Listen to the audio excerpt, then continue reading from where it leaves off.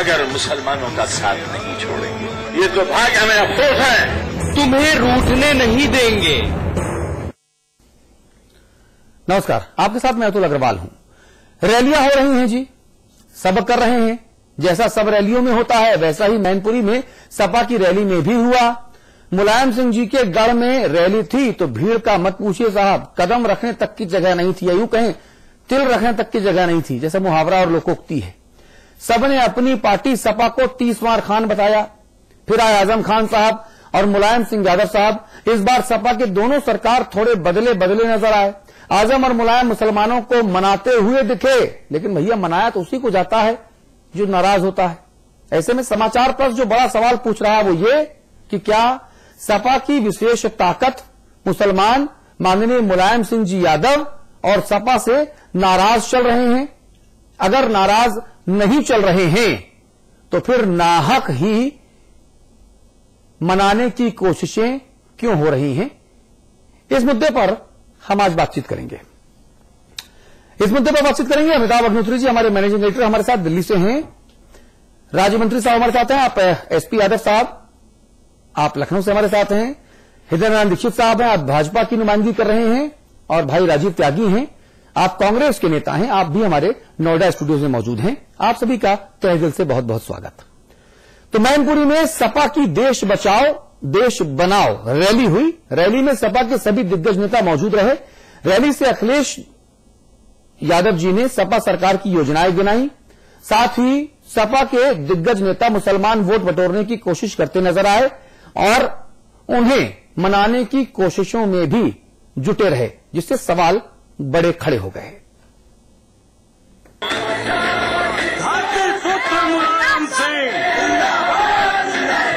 जिन्हें आज हमसे शिकवा है, उनसे आज अपनी बेगुनाही कहता हूं और उनसे ये कहना चाहता हूं कि तुम्हारी नाराजगी सड़कों पर पश्चिमी उत्तर प्रदेश के कमजोरों,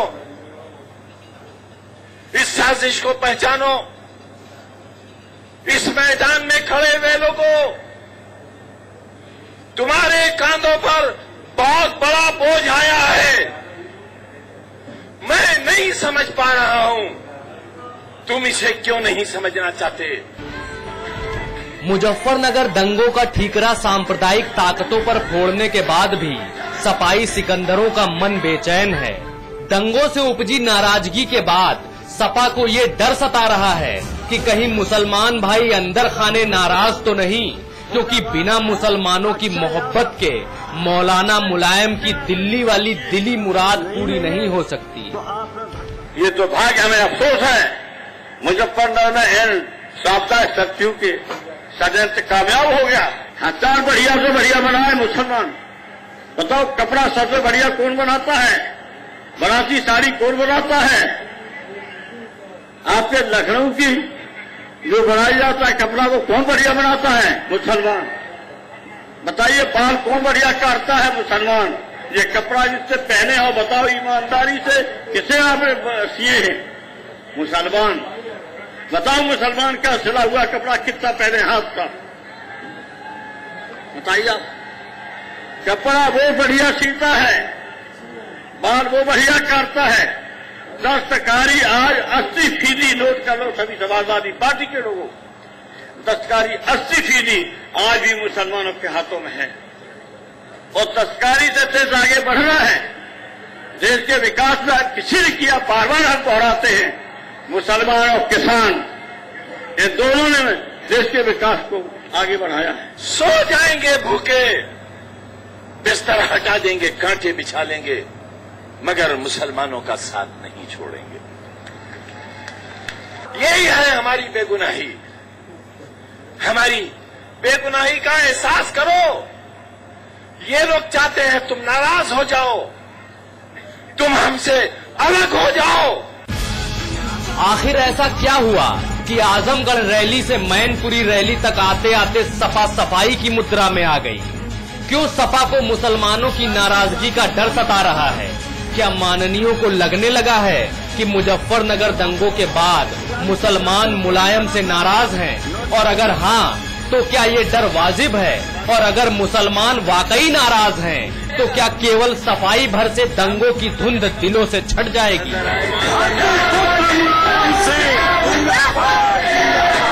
भारत यादव, समाचार।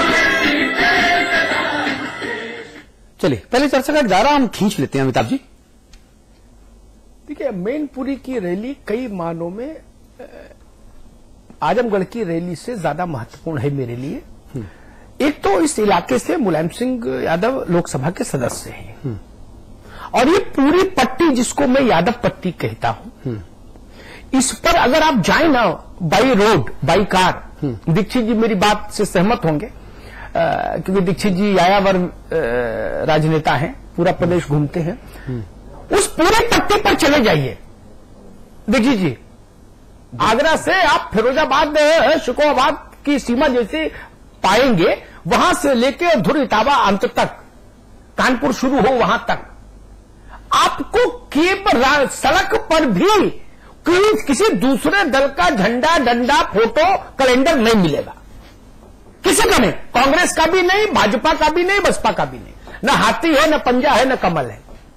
जो कुछ दिखेगा फोटो, झंडा, पोस्टर, होर्डिंग, नारा, केवल सपा का दिखेगा। तो वो इनका प्रदेश में सबसे स्ट्रांग होल्ड है, वहां की रैली महत्वपूर्ण थी। आज की रैली का जो मैं पूरा भावार्थ समझा हूं वो ये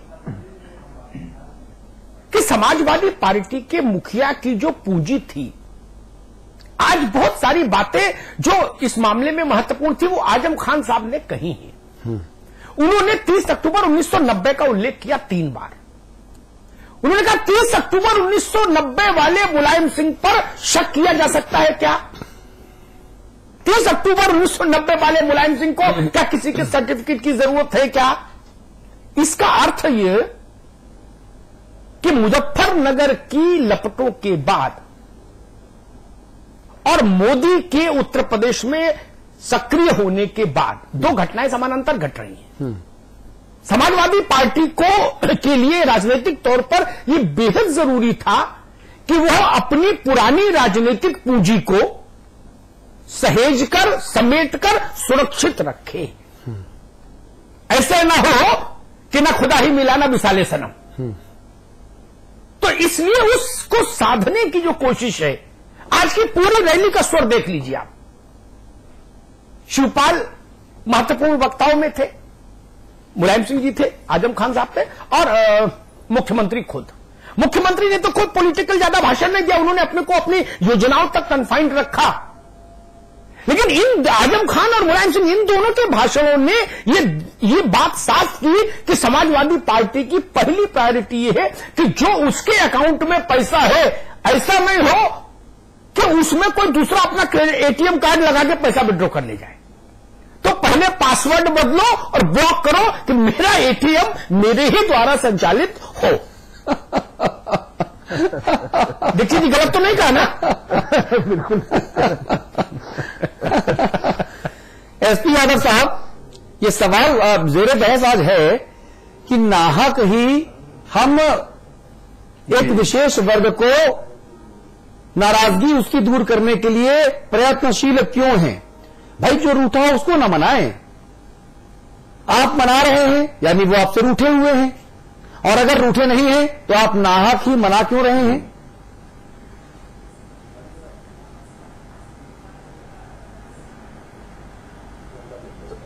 देखिए, ऐसा है अनूप जी, हमारे मुसलमान भाई समाजवादी पार्टी से कभी नाराज हो नहीं सकते। ये घर का मामला है। मुसलमान भाइयों का और समाजवादी पार्टी एक चोली रावण का संबंध है। हमने हमेशा, देखिए, वोट की राजनीति नहीं किया है। अगर वोट की राजनीति किया जाता तो मैनपुरी, इटावा ऐसे जनपद में है जहां पर 10% से हमारे ख्याल से 10-12% ज्यादा मुस्लिम भाई नहीं है। तो वहां पर नेताजी ने या आजम खान साहब ने जो कहा है कि हम हिंदू जो बाहुल क्षेत्र है यहां पर भी आपकी फिक्र हम करते हैं। और समाजवादी पार्टी ने तो, हमारे मुसलमान भाई जानते हैं कि सच्चर आयोग की कमेटी और रंगनाथ मिश्रा कमेटी की जो रिपोर्ट है वो केंद्र सरकार नहीं लागू कर रही है, लेकिन उत्तर प्रदेश सरकार जो है अपने दायरे में रहकर संविधान के दायरे में रहकर काम कर रही है, उर्दू अध्यापक नियुक्ति किया और बाबरी मस्जिद को शहीद होने से बचाया, ये सारी जानता है। तो ये कोई हमारे परिवार का मामला है। अगर मुस्लिम समाजवादी पार्टी को अपना परिवार समझता है, हमारे नेताजी को मुखिया मानता है, और हमारे नेताजी समाजवादी पार्टी भी हमारे मुस्लिम जो हमारे परिवार के, हमारा इनका चोली रामन का संबंध है। और आजम खान साहब ने सही कहा कि हम कभी मुसलमान हमको नहीं छोड़ सकता है, ना हम मुसलमान को छोड़ सकते हैं।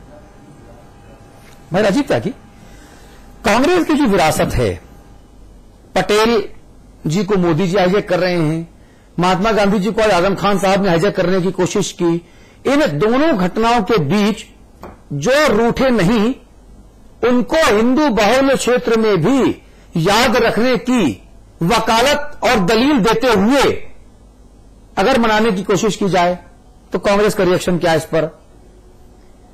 देखिए अतुल जी, पटेल साहब, महात्मा गांधी, जवाहरलाल जी, लाल बहादुर शास्त्री जी, या अन्य उस टाइम के मौलाना अब्दुल कलाम आजाद साहब, खान अब्दुल गफ्फार खान साहब, जितने भी नेतागण रहे हैं वो किसी एक पार्टी की थाती नहीं है। अच्छी बात। सभी पार्टियों का अधिकार है उन पे, वो महापुरुष है हमारे। उन लोगों ने ऐसी लड़ाई लड़ी जिससे कि हमारा देश आज आजादी की सांस ले रहा है, और वो सब लोग बाग एक थे अंदर से, अपना उनका लक्ष्य के प्रति गंभीर थे, और लक्ष्य से कहीं भटकने का कार्य किसी भी नेता ने नहीं किया।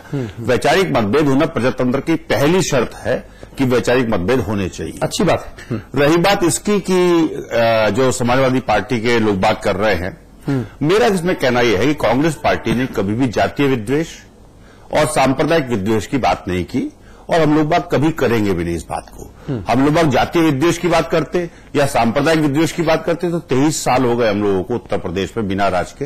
हालांकि पिछले लोकसभा के चुनाव में हमें 21 सीट मिली, उसके बाद एक सीट हमने जो है बाई इलेक्शन में जीती, तो 22 सीट हो गई, और वो सीट भी फिरोजाबाद की जीती जहां से डिम्पल जी चुनाव लड़ रही थी, और आज बाबा जी ने उनको चुनाव हराने का काम किया। रही बात जो अमिताभ जी ने बात कही, वो बात ठीक है कि आगरा से लेकर फिरोजाबाद तक, फिर इटावा तक किसी दल का झंडा नहीं दिखता है, लेकिन ऐसा भी नहीं है कि उनको हराया नहीं जा सकता। ये सारा का सारा सिर्फ क्या नाम उसका सोशल इंजीनियरिंग का खेल है, और सारा ये बात है कि हम लोग बात किस तरह से अपनी पार्टीज का प्रोजेक्शन करते हैं, चाहे वो भारतीय जनता पार्टी हो, चाहे वो बहुजन समाज पार्टी हो, चाहे वो कांग्रेस पार्टी हो। जो विकल्प दिखेगा जनता को, उस विकल्प को चुनने का काम करेंगे लोग बाग। क्योंकि लोग बाग, मुझे लगता है उत्तर प्रदेश में जिस तरह से पिछले 1.5-2 साल में समाजवादी पार्टी ने कार्य किया है, वो कार्य से मुझे लगता है कि जनता बिल्कुल ऊब चुकी है, और जनता ये कहने लगी है, लोगों ने देखिए मायावती जी को इसलिए नकारा था कि लोग बाग परेशान थे भ्रष्टाचार से, लोग बाग त्रस्त थे कानून व्यवस्था से, उन्हें उम्मीद थी वो 5% वोटिंग वोट जब समाजवादी पार्टी के पक्ष में पड़ा तो समाजवादी पार्टी ने पूरी बहुमत की सरकार बनाई, उन्हें उम्मीद थी कानून व्यवस्था ठीक होगी, विकास होगा, लेकिन आज विकास भी कहीं नहीं और कानून व्यवस्था तो बिल्कुल ध्वस्त है। ठीक है, तो ये सब चीजें हैं जो बहुत महत्वपूर्ण है। और आने वाले चुनाव में लोकसभा के चुनाव में जिस तरह से समाजवादी पार्टी एमवाई कॉम्बिनेशन बनाने की बात कर रही है, वो ये भूल रही है कि माइनॉरिटी का जो वोट है, ठीक है, वो बीजेपी के अगेंस्ट पड़ना है जी। और बीजेपी के अगेंस्ट या कांग्रेस के अगेंस्ट बीजेपी और बीजेपी के अगेंस्ट कांग्रेस से पूरे देश में। ठीक है, तो हम निश्चित रूप से मान के चल रहे हैं कि हम लोग उत्तर प्रदेश में अच्छी स्थिति में रहेंगे। मैं यहां एक बात कहूंगा, फिर दीक्षित जी के पास आप अतुल जाइए। जी जी। उत्तर प्रदेश में जो प्रदेश की भाजपा है उसमें और नरेंद्र मोदी में एक बड़ा अंतर दिख रहा है रणनीति का।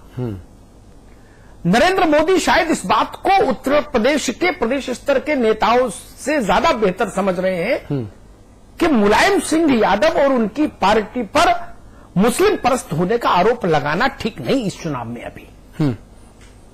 तो प्रदेश के प्रवक्ता वक्ता नेता तो बोल रहे हैं अलग अलग अवसरों पर, लेकिन नरेंद्र मोदी ने उत्तर प्रदेश में जहां भी गए इस पंक्ति को छुआ ही नहीं, इस नब्ज पर हाथ ही नहीं रखा। ऐसा नहीं कि नरेंद्र मोदी को स्मरण नहीं, ये घटनाएं नहीं स्मरण, लेकिन नरेंद्र मोदी ने उस विषय को नहीं छेड़ा है। ये एक बिल्कुल स्पष्ट अंतर मुझे भाजपा के 2 स्तरों पर दिखता है जी, नरेंद्र मोदी और प्रदेश की भाजपा। जी दीक्षित जी, ऐसा है क्या? नहीं तो कोई